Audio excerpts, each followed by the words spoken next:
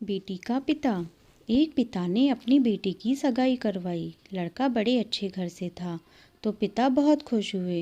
लड़के और लड़के के माता पिता का स्वभाव बड़ा अच्छा था, तो पिता के सर से बड़ा बोझ उतर गया। एक दिन शादी से पहले लड़के वालों ने लड़की के पिता को खाने पर बुलाया। पिता की तबीयत ठीक नहीं थी, फिर भी वह ना नहीं कह सके। लड़के वालों ने बड़े ही आदर सत्कार से उनका स्वागत किया। फिर लड़की के पिता के लिए चाय आई। शुगर की वजह से लड़की के पिता को चीनी वाली चाय से दूर रहने को कहा गया था, लेकिन लड़की के होने वाले ससुराल के घर में थे, तो चुप रहकर चाय हाथ में ले ली।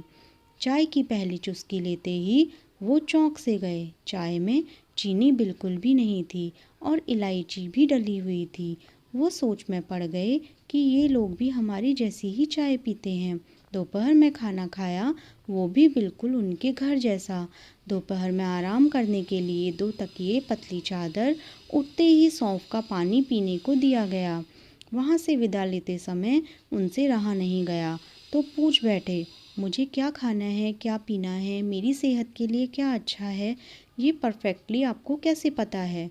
तो बेटी की सास ने धीरे से कहा कि कल रात को ही आपकी बेटी का फ़ोन आ गया था और उसने कहा कि मेरे पापा स्वभाव से बड़े सरल हैं, बोलेंगे कुछ नहीं, प्लीज़ अगर हो सके तो आप उनका ध्यान रखिएगा।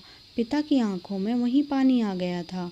लड़की के पिता जब अपने घर पहुंचे तो घर के हॉल में लगी अपनी स्वर्गवासी माँ के फ़ोटो से हार निकाल दिया। जब पत्नी ने पूछा कि ये क्या कर रहे हो, तो लड़की का पिता बोला, मेरा ध्यान रखने वाली मेरी माँ इस घर से कहीं नहीं गई है, बल्कि वो तो मेरी बेटी के रूप में इस घर में ही रहती है। और फिर पिता की आंखों से आंसू झलक गए और वो फफक कर रो पड़े। दोस्तों, आज की ये कहानी आपको कैसी लगी कमेंट करके ज़रूर बताइएगा और मेरे चैनल को सब्सक्राइब कीजिएगा। Thank you.